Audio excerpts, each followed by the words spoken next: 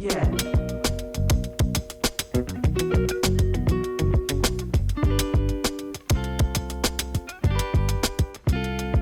Tout part d'un cheminement personnel. De base, je suis blogueuse depuis maintenant 7 ans. Et à l'époque, quand l'idée de Bonjour Madame a mûri, je bloguais depuis 5 ans. Et mon blog qui s'appelle Not Just Mom est un blog qui va à la rencontre des femmes. Pour que moi, en tant que femme, je puisse être confrontée à d'autres femmes qui partaient du principe qu'elles n'avaient pas à choisir entre leur rôle de mère et leur carrière professionnelle, leur vie de femme tout simplement. J'avais besoin de me confronter à des femmes qui vivaient des réalités similaires, mais surtout qui avaient des ambitions similaires aux miennes. Ne pas choisir de casquette, ne pas sacrifier une casquette pour une autre. Donc aujourd'hui, l'action phare qu'on a mis en place aujourd'hui à l'association et qui est d'ailleurs très récente, c'est l'assurance Colibri qui assure donc le suivi thérapeutique et juridique des victimes de harcèlement. On intervient aussi dans les établissements scolaires, donc on intervient de la maternelle jusqu'au lycée pour faire de la prévention, de la sensibilisation. On forme aussi le corps enseignant, notamment pour détecter un phénomène de harcèlement. On organise aussi des ateliers à la maison de Marion, donc à Orsay ou à Paris. Et nous animons aussi des groupes de parole pour justement essayer de faire en sorte que ce sujet soit plus facile à aborder parce que des personnes n'osent pas encore en parler aujourd'hui et vraiment l'idée c'est de se retrouver tous pour témoigner, discuter, prendre la parole et je suis très contente aujourd'hui d'être ici et merci à Bonjour Madame de nous avoir invités pour justement parler de ce sujet qui est clé aujourd'hui et voilà pourquoi avec Marcella on est là aujourd'hui. Stop Ficha, c'est une association qui lutte contre le cybersexisme et les cyberviolences sexistes et sexuelles. On s'est formé en urgence durant le premier confinement en mars 2020 face à l'explosion des cyberviolences et notamment des comptes ficha. Je ne sais pas trop si vous savez ce que c'est les comptes ficha, mais en gros c'est des comptes qui pratiquent massivement de la diffusion non consensuelle de contenu intime, du revenge porn concrètement. On était simplement un collectif, maintenant on est une association de loi 1901. Et alors nous on lutte contre les cyberviolences sexistes et sexuelles, on traque les comptes, on traque ces violences, on les signale, on les fait remonter au gouvernement. On travaille également avec NetÉcoute, enfin e-Enfance, qui est l'un de nos alliés institutionnels pour la protection des mineurs sur le numérique. Et on a aussi on tient aussi à avoir dans notre association un point de vue intersectionnel et de voir que selon si tu es une femme racisée lesbienne, tu ne subiras pas la même violence que si tu étais une femme blanche par exemple. Et donc voilà, on tient vraiment à garder, à avoir cet œil-là parce qu'il y a tellement de violences différentes et quand on accueille les victimes, on prend en compte tout ça. Je m'appelle Nastéo Adel. Alors moi dans la vie, je suis responsable cybersécurité, donc ça fait 12 ans que j'évolue dans les métiers de la cybersécurité et en parallèle j'ai une casquette de militante et d'élu politique. Et il y a 5 ans, j'ai eu un déclic, j'ai décidé de mettre au service de ma lutte finalement les techniques de la cybersécurité et surtout finalement déconstruire un mythe qui est que parce qu'on est derrière son écran, on est protégé de tout et on est inclus. Donc voilà, c'est aussi un peu déculpabiliser tout ça parce que notre manière de consommer, inconsciemment on transmet des règles alors qu'on va leur dire attends quand tu sors tu fais attention, dans le métro tu parles avec personne, mais toi tu parles avec tout le monde sur internet. Et on les dit mais attends tu fermes ton sac quand t'es dans la rue, hein. Sauf que mon téléphone il m'ouvre au monde. Et en fait on est un peu dans cette dichotomie quotidienne où finalement on se dit comment je fais pour bien consommer internet. Des fois j'exagère exprès, une fois j'étais devant presque 300 collégiens, puis je leur dis vous savez quoi, je vous mets au défi, j'ai ouvert mon PC, je vous ouvre tous le wifi et je vous mets au défi que je vous retrouve tous un par un. Et puis ils se sont tous regardés. Ça dit ok d'accord. du coup, et je fais exprès d'exagérer pour qu'ils comprennent qu'en fait c'est vraiment ça la vraie vie. Toutes sortes de lois existent pour nous protéger dans la rue, mais très peu sur internet, donc on a besoin de faire évoluer aussi ça. Et puis finalement de se dire qu'il ne faut pas se fermer au monde parce que internet c'est un outil qui est juste génial, il ne se résume pas aux réseaux sociaux, il nous permet de nous ouvrir au monde, on peut visiter des musées, connaître des pays, connaître des cultures. Donc déjà expliquer que ça ne se résume pas juste aux réseaux sociaux, qu'il y a une perle d'informations qui est importante. Et donc de se dire comment se balader, comment voyager, comment prendre ce ticket d'avion, mais avec les bonnes conditions d'utilisation. En fait, j'ai une chronique qui s'appelle Le moment de grâce, dans laquelle je déconstruis les clichés sexistes. En fait, je prends une phrase, souvent prononcée par un homme en entreprise, dans la rue, et je m'adresse à cette personne en lui disant « Pourquoi ? Au nom de quoi te permets-tu ce type de comportement ?» Beaucoup d'hommes, lorsqu'ils sont poussés dans leur retranchement, vont prendre une position de domination et de mépris envers une femme parce qu'ils n'ont aucun argument, en fait. Je m'adresse aussi indirectement aux femmes. On a le droit, en fait.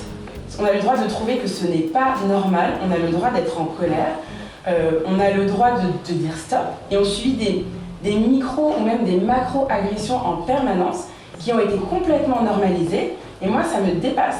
À travers mes vidéos, j'essaie de dire merde, en fait, stop, on n'a pas envie, et il faut que ça cesse. Fil en aiguille, j'ai cherché quelqu'un qui maîtrisait la communication, et j'ai pensé à Basile Imbo. Je l'ai contacté, je lui ai raconté ma vision, je lui ai raconté ce que je voulais faire, je lui ai raconté comment je voulais être accompagnée, ce que je voulais créer. Elle m'a dit ok, je vous accompagne, je t'accompagne.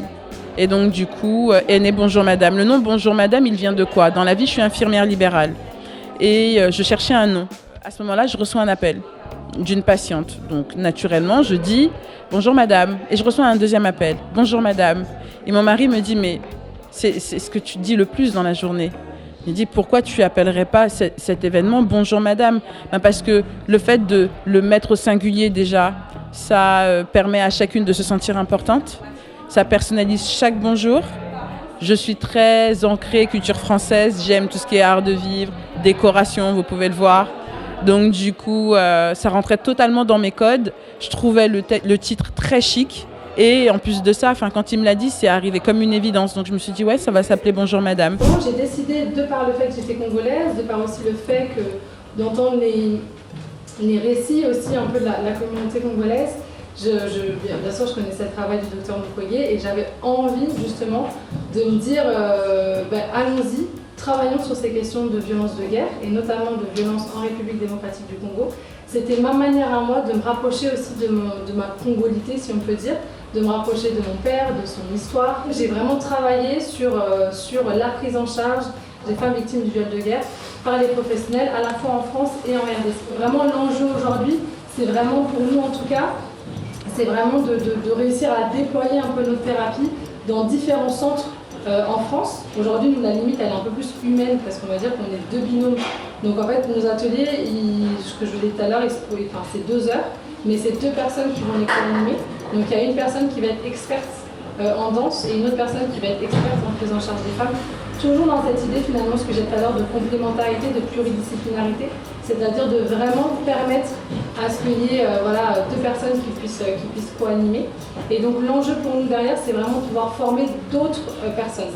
En premier lieu, c'est d'abord, je pense, comment je peux contribuer. D'abord, je contribue en me guérissant mes propres blessures ou en prenant soin de moi. Je pense qu'on ne peut pas aider d'autres personnes si on ne sait pas soi-même. Je dis ça, c'est important parce que moi, j'ai énormément de personnes qui m'écrivent. Et je suis touchée à des gens qui veulent se proposer en tant que bénévole, etc. Ania, je vais t'aider à animer des groupes, etc. Ou même des anciennes victimes. Mais elles-mêmes n'ont pas fait de parcours thérapeutique, ou elles n'ont pas fait un parcours personnel pour prendre soin d'elles. Et on ne peut pas aider les personnes si d'abord on ne sait pas soi-même. Ça, c'est fondamental de comprendre. J'étais victime à un moment de ma vie, j'avais besoin de la reconnaissance et je l'ai eu en allant libérer ma parole, en allant porter plainte malgré la prescription, parce que c'est important, même si la prescription, on peut faire valoir ses droits, on peut aller porter plainte et ça peut être utile dans un parcours de résilience. Moi j'en ai ressenti le besoin, je dis pas que tout le monde doit le faire, mais moi ça m'a beaucoup aidé, même si on m'a pas donné ma coquille, ma plante, etc. Mais peu importe.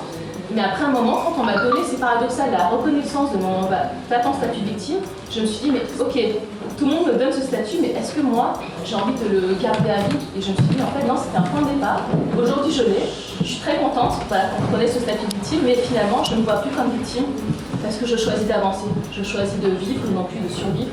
Et je me choisis moi, et c'est pour ça que j'ai cherché un nom vraiment porteur d'espoir. Les résilientes, et je me voyais dans l'énergie de la résilience. On peut choisir à chaque instant de faire d'autres choix pour son avenir.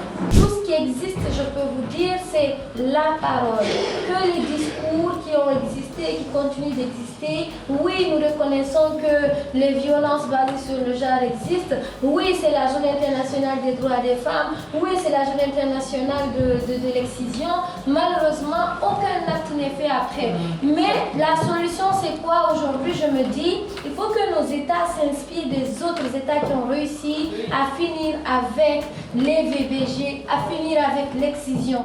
En fait, ça me fatigue, je suis désolée de vous le dire, mais de penser à tous ces problèmes. Quand je suis là, de loin, je vois ces femmes, je vois toutes ces femmes qui ont des rêves. Mais nous, on n'a pas de rêve. On ne nous vend pas de rêve, on n'a pas de modèle, on ne sait pas de qui s'inspirer. On voit à la télé, on ne rêve pas parce qu'on se dit non, on est différents d'eux. Alors que nous sommes tous des êtres humains. On est tous des êtres humains. Les leaders politiques, ils refusent de prendre la parole et de parler des femmes de façon sincère parce qu'ils ont peur de se faire abattre par leurs soi-disant sympathisants au problème lors des élections présidentielles. Ils refusent de parler de nous. Parce que parler de la femme, c'est être mal éduqué. Parler des droits des femmes ou être féministe, c'est refuser nos valeurs traditionnelles. On peut garder nos traditions, mais quand on parle de l'excision, ce n'est pas une valeur. Je suis désolée, je l'ai dit à la radio la dernière fois, mais on m'a tapé sur les réseaux sociaux partout. J'ai dit une femme excisée, ce n'est pas une femme complète. Ma seule thérapie, c'est faire comme toi, tu m'inspires, c'est d'écrire. Et écrire, ça va rester. Si j'ai longue vie, j'ai passé 11 ans de ma vie dans ce combat. Si je reste encore quelques années, je sais que je vais continuer à militer à travers cette sincérité que j'ai dans mon combat. Mais si je n'ai pas longue vie et que ça m'emporte, je sais qu'il y a quand même quelque chose qui va rester. Il y aura un livre qui va rester et je suis en train d'écrire parce que c'est une forme de thérapie. Je me libère, c'est une thérapie pour moi, je me libère.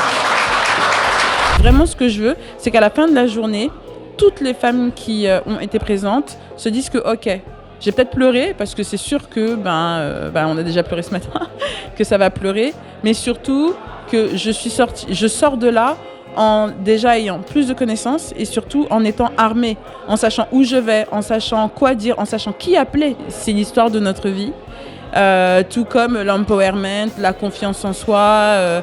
Enfin, voilà, on aborde tous les sujets, c'est vrai. Mais moi, je n'ai pas peur d'aborder les sujets tabous.